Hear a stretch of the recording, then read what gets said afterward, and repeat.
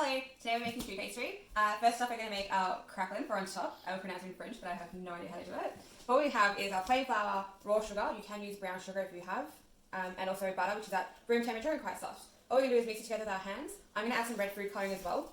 You can leave it plain, or you can add some colours, make it a bit vibrant, make it show up a bit more on your choux pastry. This is going to be placed on top of our choux pastry when it goes into the oven, and once it bakes, it's going to form a crack on top and an extra crunchy layer. So what you want to do is just mix it by hand just until it forms a bowl. You can do this in the mixer if you prefer.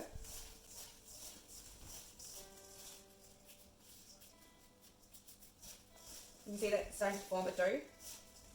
You would prefer your butter to be room temperature rather than cold from the fridge, as it's a lot easier to mix it all together. At this stage here, I'm going to add some food colouring.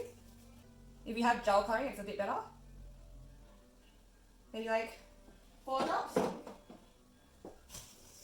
You can change as much colouring as you want, depending on how vibrant you want the colour, how light you want it. Just make sure that you evenly distribute it.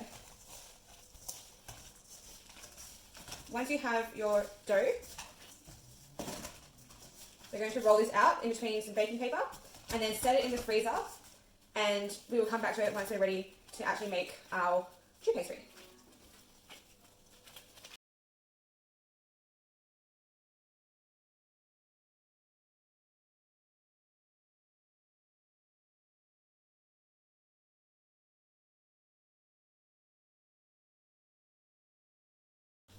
So we've got our craquelin in the freezer. We roll that out to about 1.5 centimetres, and we're just going to let that freeze so that when we cut it out, it's a lot easier to cut out and a lot easier to use. We've got our choux pastry happening here. So for the setup, we've got our sifted flour, we have our weighed out eggs, which I've beaten up, and in the pot we have our milk, water, salt, sugar, and our butter, which we've just melted, and we're going to bring to a simmer and just let it simmer for a couple of minutes, or not minutes, like seconds. I always use a wooden spoon when I'm making choux. You can use whatever other utensil you have. I just prefer to use a wooden spoon. I also have the oven preheating at 170 degrees, ready for us when we are finished making our dough. So the process that we're doing now is going to be called a panada. So that is when you add your flour into your milk and butter mixture and you make like a roux. So now that it's bubbling, we're going to add in our flour and we're going to mix it all together. I've just turned my heat onto a medium heat just so it doesn't burn while we're doing this panada. So you're going to mix it and the liquid is going to absorb all that flour and you're going to have a dough. At this point here, you're going to want to turn your heat up a bit higher, and you're going to want to cook out your dough until it goes a bit dry, maybe for 5 to 8 minutes, depending on how much dough you have. What you can do is push it to one side of your pan, let it sit for a few seconds, and then push it around and to the other side, just so you're not constantly beating it around with your arm. You just want to take out some of the moisture in this, dry it off a bit before we add it into our bowl when we mix it. If you don't have an electric mixer, you can do this by hand. I personally find it easier with my mixer. Your dough should be forming together and holding its shape. If it's too wet or if it's too loose, you either haven't got enough flour or you need to cook it out more until it's ready. Alright, at this stage I'm going to turn my heat off and I'm going to place it straight into my mixing bowl. From here we're going to stick it on the machine with our paddle and just mix it slowly to let all the steam and the heat release.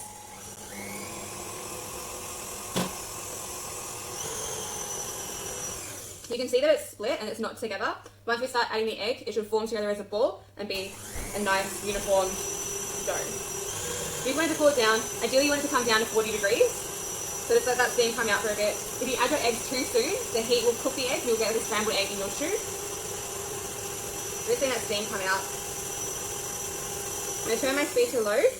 I'm going to add my eggs very slowly, maybe like pretty much one egg at a time, and then turn my speed up high to incorporate it. Again, I'm going to turn my speed down to low and do the same thing.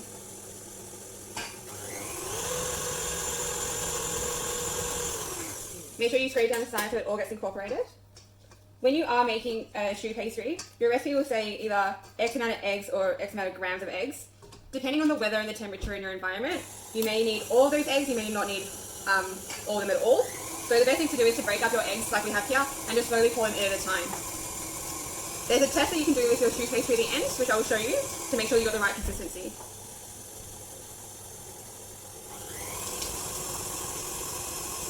You make sure you don't want to add your eggs all at the same time in case it is too much and your dough becomes too runny, or it does cook your eggs and then you kind of ruin the process. So slowly, you have more control over your choux pastry.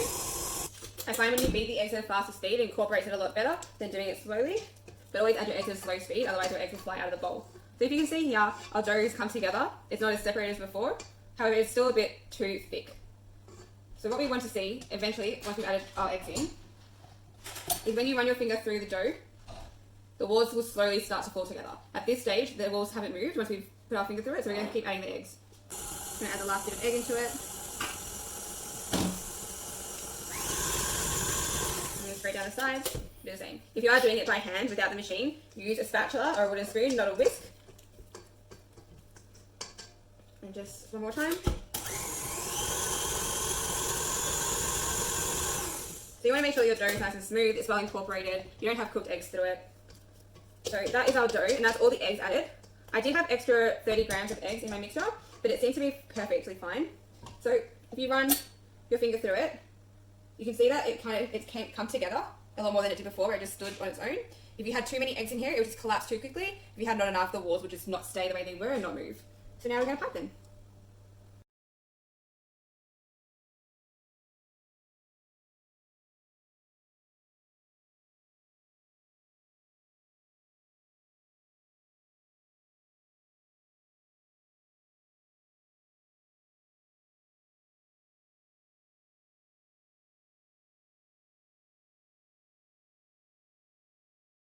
Okay, so we're going to make the custard now.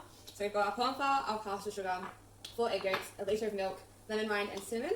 And we've got a pot with our double boiler, so water in the bottom that's boiling, our empty pot where we're going to put our custard. So to start off, we're going to mix our cornflour in with our sugar. Just going to turn this away. So we're going to mix this together to make sure that the cornflour doesn't create lumps in your custard mixture. Just going to mix that together really well.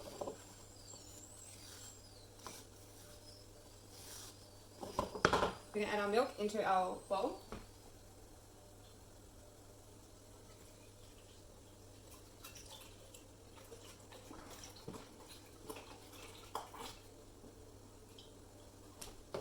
And then from there we're going to whisk in our egg yolks.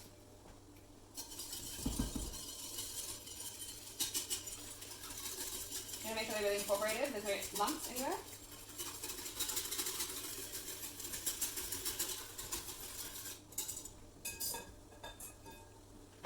Scrape out any excess yolk from your bowl. So egg yolks are going to add richness to your cream, your custard, and also the colour. You're going to add in your flavourings to make sure that they are in the liquid for long enough to extract all that flavour from them. And then you're also going to whisk in your sugar and your corn flour.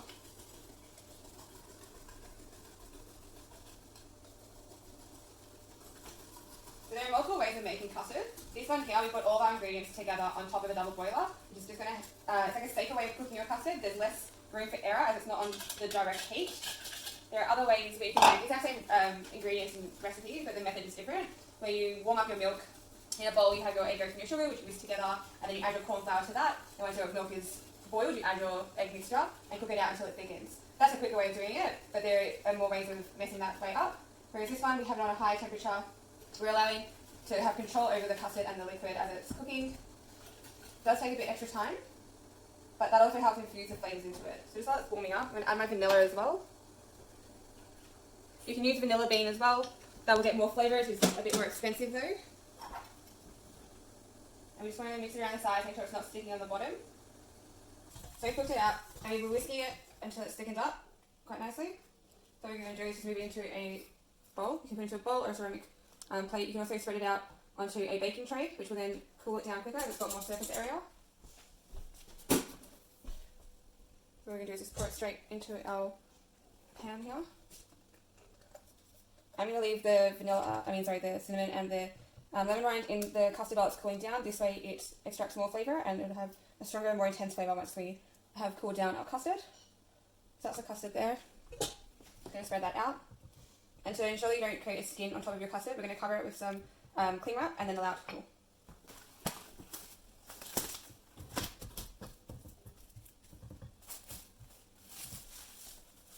Our profiteroles are made and our custard is cooled down. So I'm going to show you a couple ways of filling them. So what you can do is you can grab your profiterole, you can cut it in half.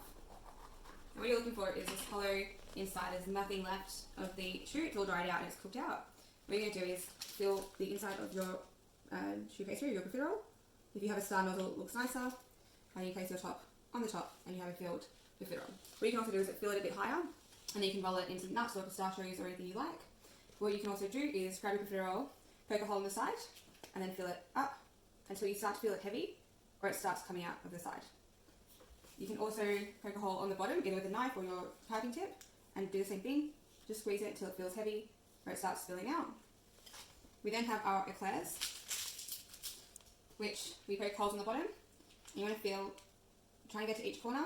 So do about 3. You'll start to feel the eclair filling up. I hope you're not breaking like mine just did. So those are our filled profiteroles and eclairs. And as you can see on the top of the profiteroles is the craquelin. So it's, when we made it, it was that the disc, and it has spread in the oven to leave that cracking appearance. Just adds extra colour, extra crunch to your profiteroles and a bit of sweetness.